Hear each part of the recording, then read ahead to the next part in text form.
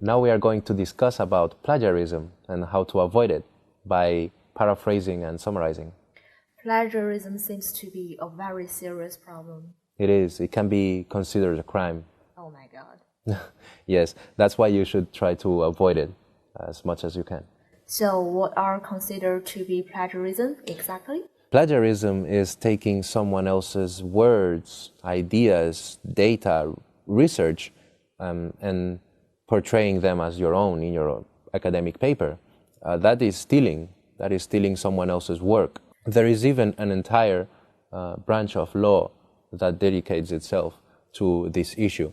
I don't know if you have heard about intellectual property rights, but this is a huge problem even among governments and states.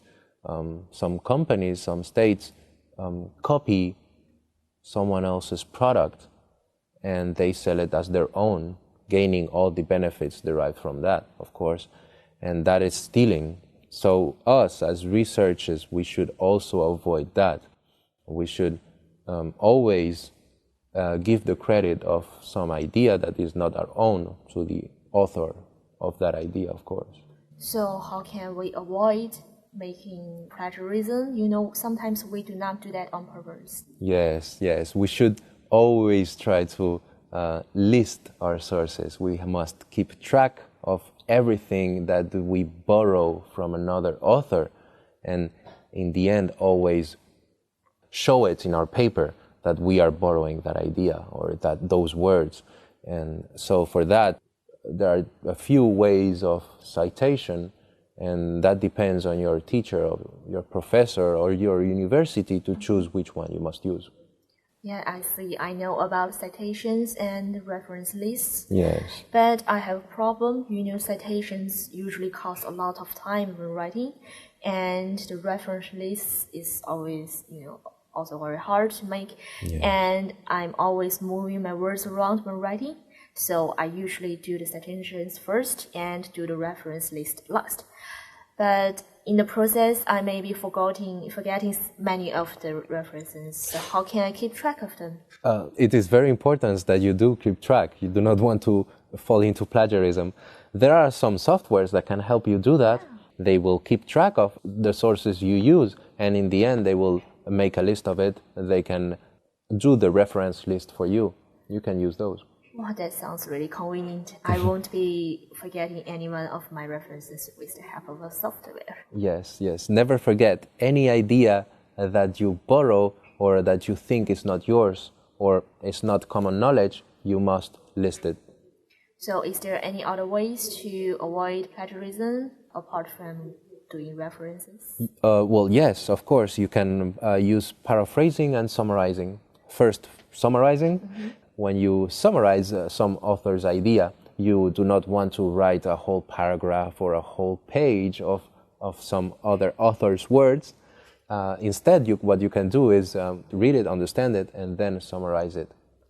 A good summary shouldn't be more than 1/3 of the original work. So how can I write a good summary?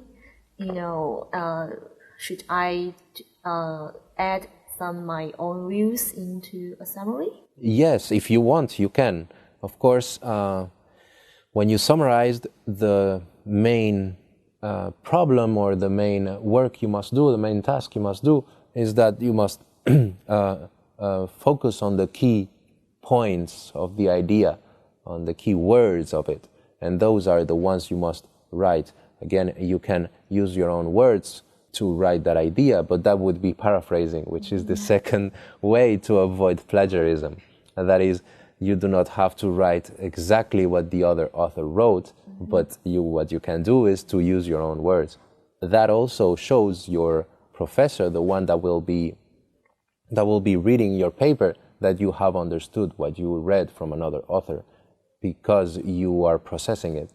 You are using your own words to express what he meant. Yes.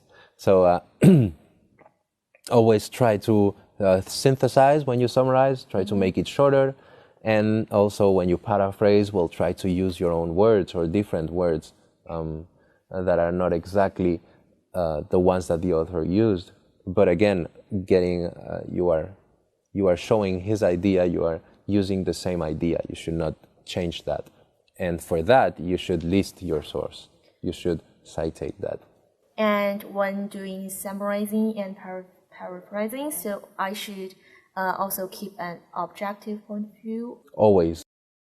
So it seems that everything needs a source. So is it possible that I can write a paper full of other people's ideas and not including any of my own opinions? It could be possible, in fact, to do that. But that is not recommended, because if you do that, your professor would never know if you know what you're talking about.